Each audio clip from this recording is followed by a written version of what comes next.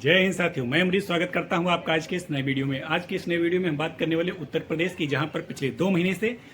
भेड़ियों का आतंक एकदम चरम सीमा पर है, जिसमें सबसे ज्यादा जो प्रभावित जिले हैं वो हो गया बहराइच, बाराबंकी, सुल्तानपुर तथा सीतापुर शामिल हो चुका है। ताज़ा जानकारी के अनुसार आपको बताना चाहूंगा कि जो भेड़िए होते हैं, भेड़िए आमतौर पर ये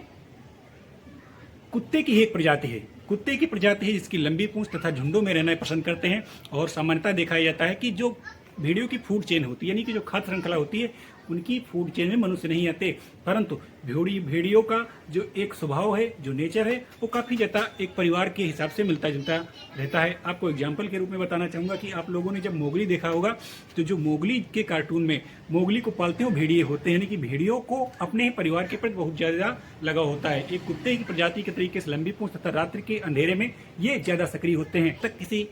मनुष्य पर हमला नहीं करते जब तक इनके ऊपर किसी प्रकार की कोई जीवन का खतरा ना आ जाए, या फिर इनके बच्चों को कोई नुकसान ना पहुंचाया जाए, तथा इनके आवासों को जब तक कोई नुकसान नहीं पहुंचाया जाता तब तक ये आमतौर पर हमला नहीं करते। परंतु जब कोई भेड़िया आदमखोर हो जाता है, उसमें मनुष्य को काटने की या फिर किसी इंसान पर हमला करने में दक्ष हो जाता है, तो आमतौर पर ये खूंखार हो जाते हैं और बिना किसी सोच समझ के भी किसी मनुष्य पर झुंड के साथ या फिर अकेले भी हमला कर सकते हैं। इसी तरीके से ताजा रिपोर्ट के अनुसार मैं आपको बताना चाहूंगा कि सुल्तानपुर के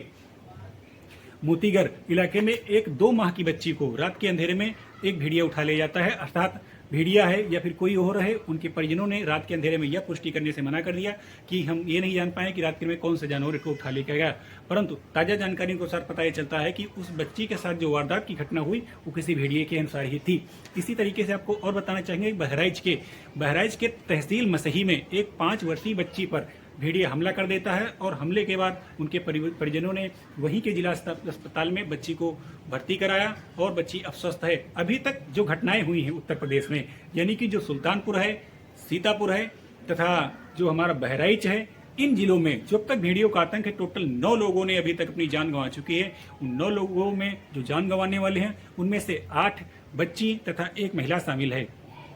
अब आपको बताना चाहेंगे कि जो भेड़िए होते हैं, ये किस तरीके से अपने परिवार के ऊपर रहते हैं तथा किस तरीके से एक कनेक्टिविटी चेन के अनुसार, उनके स्वभाव के अनुसार क्यों आखिर ऐसा कारण आ जाता है कि किसी मनुष्य पर ये हमला करने के लिए आतुर हो जाते हैं। अब जैसा कि आपको मैंने पहले बताया कि ये जो तरीका होता है भेड़ियों का, एक भेड़ियों का शिकार करते हैं, एक झुंड में शिकार करते हैं। आमतौर पर ये भी मैंने पहले बता दिया कि मनुष्य के ऊपर जनरली ये हमला नहीं करते हैं, परंतु जब कोई भेड़िया आदमखोर हो जाता है और मनुष्य के ऊपर हमले करने में दक्ष हो जाता है, तो अगली बार मानव के ऊपर या फिर किसी अपने से ही भी ज्यादा छोटे जानवर को ये आसानी से हमला कर सकते हैं। यानी कि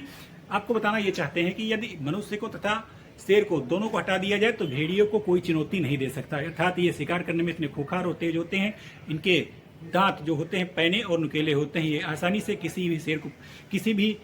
किसी भी चीज के ऊपर हमला करके उसको तुरंत चित कर सकते हैं और अपने भोजन को निपटा सकते हैं। अगर इनके झुंड में ज्यादातर प्राय शिकार करते हैं और बच्चों को अपनी मान में रख करके पालते हैं, तथा इनके परिवार में जो बूढ़े भेड़िए होते हैं वो शिकार नहीं करते, वो घर पर ही रह करके बच्चों की सुरक्षा और देखभाल करते हैं, और इनसे जो बड़े वयस्क भेड़िए होते हैं प्राय शिकार पर जाते हैं। इस तरीके से आपको बताना चाहूंगा कि उत्तर प्रदेश में इतिहास में भी जो घटनाएं हो चुकी हैं ऐसी हुई हैं,